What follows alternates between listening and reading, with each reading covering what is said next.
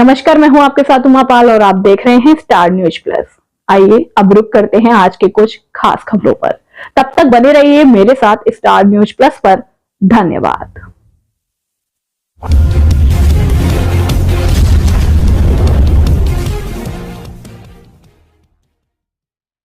दिल्ली विधानसभा चुनाव के लिए अब कांग्रेस पूरी ताकत से मैदान में उतरने को तैयार है। पार्टी की तरफ से पहली गारंटी का ऐलान कर दिया गया है। कर्नाटक के deputy CM DK Shivakumar ने कांग्रेस की गारंटी प्यारी दीदी योजना लॉन्च की। इसमें दिल्ली की महिलाओं को 2500 रुपए हर महीने दिए जाने का ऐलान किया गया है। कांग्रेस ने वादा किया है कि अगर वो दिल्ली में सत्ता में आती है तो महिलाओं को आर्थिक मदद दी जाएगी। डीके शिव कुमार ने कहा कि नई सरकार की पहली कैबिनेट बैठक में इसे लागू किया जाएगा। दूसरी तरफ आज चुनाव आयोग की तरफ से दिल्ली की मतदाता सूची भी जारी कर दी गई है, यानी अब किसी भी दिन दिल्ली में विधानसभा चुनाव की तारीखों का ऐलान हो जाएगा। फाइनल वोटर लिस्ट के मुताबिक दिल्ली में कुल मतदाताओं की संख्या 1,55,24,858 है। इसमें 83,49,645 पुरुष हैं और 71,73,952 महिला मतदाता हैं। थर्ड जेंडर मतदाताओं की संख्या 1,261 और फर्स्ट टाइम वोटर 2,08,302 है। मतदाता सूची जारी होते ही दिल्ली की सीएम आतिशी ने बड़ा आरोप लगाया है। उन्होंने दिल्ली में वोटर घोटाले का दावा किया है। आतिशी ने दावा किया कि पिछले कुछ दिनों में नई दिल्ली विधानसभा क्षेत्र की वोटर लिस्ट में 10% नए मतदाताओं के नाम जोड़े गए हैं। साथ ही 5.5% मतदाताओं के नाम हटाए गए हैं। इस सीट से अरविंद केजरीवाल चुनाव लड़ रहे हैं। आतिशी ने चुनाव आयोग की भूमिका पर भी बड़े सवाल खड़े किए हैं। उन्होंने कहा कि चुनाव आयोग की भूमिका संदिग्ध है। आयोग ने मामले की जांच नहीं की है। जिस तरह से कांग्रेस और आम आदमी पार्टी की तरफ से चुनाव को लेकर सक्रियता दिखाई जा रही है, उससे बीजेपी की मुश्किल अब बढ़ती दिख रही है। शाह पटना आ रहे थे। सीएम नीतीश कुमार से मुलाकात थी, लेकिन आखिरी समय पर शाह का दौरा ही रद्द हो गया। दरअसल शाह के दौरे के रद्द होने के पीछे की वजह भी नीतीश कुमार ही माने जा रहे हैं, क्योंकि अमित शाह ने ही 16 दिसंबर को बयान दिया था कि बिहार में एनडीए का सीएम उम्मीदवार अभी तय नहीं है। बीजेपी का संसदीय बोर्ड इस पर फैसला करेगा और संसदीय बोर्ड ने शायद अभी फैसला नहीं किया है। दूसरी तरफ जेडीयू ने साफ कह दिया है कि 2025 से 2030 तक एक बार फिर नीतीश होंगे। साफ है, शाह और नीतीश की बैठक में सीएम उम्मीदवार की बात होनी थी और इसी के चलते अमित शाह ने अपना कार्यक्रम रद्द कर दिया। शाह 5 और 6 जनवरी को पटना आने वाले थे, लेकिन आखिरी समय पर उनका आने का कार्यक्रम रद्द कर दिया गया। इस बीच आरजेडी और कांग्रेस बड़ी तैयारी में जुटे हुए हैं और अब जो खबर सामने आ रही है उसमें कहा गया है कि कांग्रेस और आरजेडी ने अपने सभी विधायकों को 18 जनवरी को पटना बुला लिया है। दोनों दलों के विधायकों की बैठक भी हो सकती है। राहुल गांधी भी पटना पहुंच रहे हैं और इसके बाद ये कहा जा रहा है कि बिहार की सियासत में बड़ा बदलाव होने वाला है। इस बीच तेजस्वी यादव का बयान भी सामने आया है। उन्होंने बिहार में बढ़ते अपराधों को लेकर एनडीए की सरकार को घेर लिया है। पक्ष और कांग्रेस सांसद राहुल गांधी एक बार फिर संविधान को लेकर अपनी यात्रा निकालने जा रहे हैं। इस यात्रा का नाम जय बापू, जय भीम, जय संविधान यात्रा रखा गया है।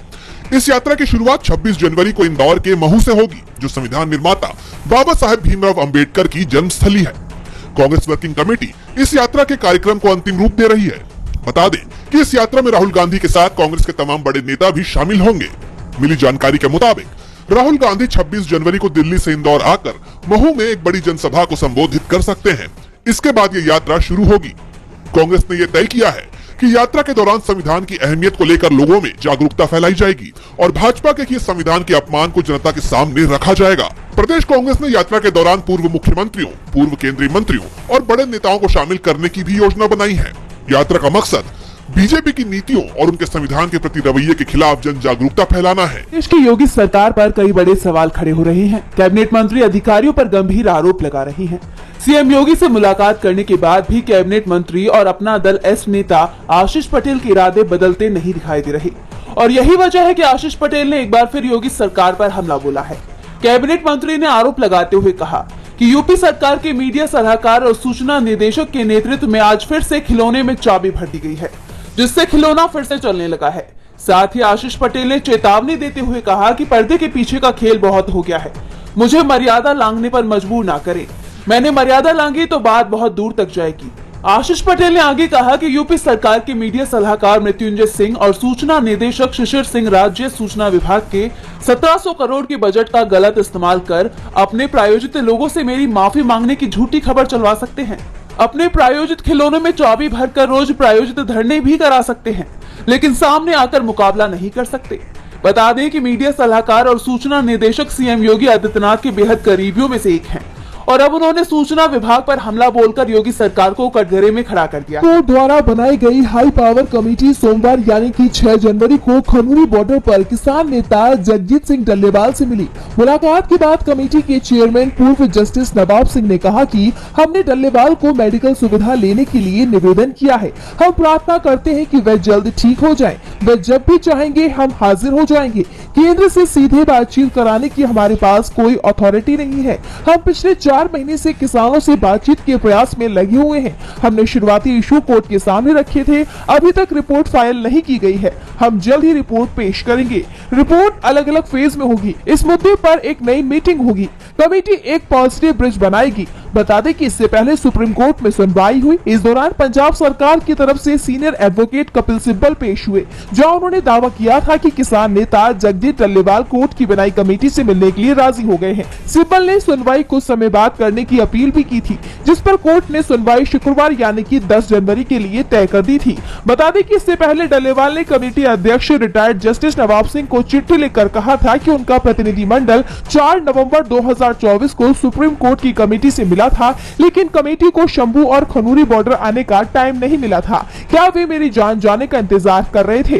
तब डल्लेवाल ने कहा था कि हम सिर्फ केंद्र से बात करेंगे। इस बीच करनाल में केंद्रीय मंत्री मनोहर लाल खट्टर ने किसान आंदोलन के मुद्दे पर बड़ा बयान दिया। उन्होंने कहा कि किसानों का मुद्दा पंजाब सरकार का है। वहीं खट्टर के इस बयान से अब सवाल ये उठता है कि क्या वाकई में केंद्र की मोदी सरकार को किसानों के आंदोलन से कोई लेना देना नहीं है क्या? इसके बाद अब एशिया की भी तस्वीर बदलने वाली है। दावा किया जा रहा है कि भारत के पड़ोस में नया देश बनने वाला है।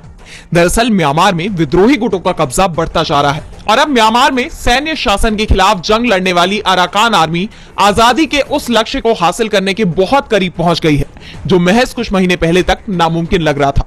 म्यांमार के जुंटा शासन के खिलाफ अराकान आर्मी का विरोध लगातार जारी है। वो एक के बाद एक सैन्य चौकियों पर अपना कब्जा जमाते जा रहे हैं। अब केवल भारत की तरफ से फंड किया जाने वाला म्यांमार का सिटवे बंदरगाह और चीन की मदद से बना क्याओ कफ्यू का गहरे समुद्र का बंदरगाह और मुनांग शहर ही म्यांमार के सैन्य जुंटा के नियंत्रण में रह गए हैं। हालांकि म्यांमार की जुंटा सेना ने विद्रोहियों के खिलाफ वायुसेना और नेवी का भी इस्तेमाल किया। इसके बावजूद अराकान आर्मी ने जीत हासिल की है।